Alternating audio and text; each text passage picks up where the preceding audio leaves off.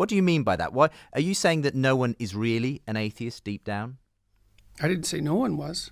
Okay. I said that most of the people who claim to be atheists aren't. So this is why I like Dostoevsky's Crime and Punishment, because Raskolnikov tried to act like an atheist, right? He took the ideas that were floating around, Dostoevsky took the ideas that were floating around in the late 1800s, which are still the ideas that we're discussing today.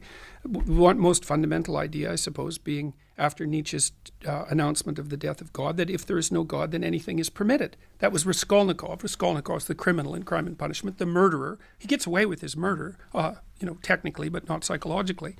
And he decides that if there's no God, anything is permitted. But and this he can't doesn't see have a reason. to be true. That's a person in a character in a novel. I don't think that that's so. Well, let's hear the end of that story.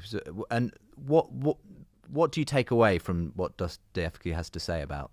Well, Dostoevsky's takeaway was that there was a moral law that Raskolnikov was breaking, even though he rationalized his way through it. Like, he committed the perfect murder, right? He murdered a woman who people would have voted to murder, and then he got away with it. And he did it for good reasons, at least reasons that he could rationalize as good. And then he got away with it, but it destroyed his soul.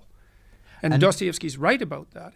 But if there is no God, if there is no objective ground of right and wrong, from what do you derive your morals? From what do you derive right and wrong? The stupidest person in Smerdyakov, I think it is, in The Brothers Karamazov, says that he turns out himself to be a very immoral person. He says, but without God, wouldn't everything be permitted? That's the sense of what he said. Right. By the way, I think some people who say this may fear it to be true of themselves. I mean, some people who are psycho or sociopathic may conceivably have the view that only superstition restrains them from cruelty, theft, rapine, violence, utter selfishness, and so forth. But I don't believe it's true.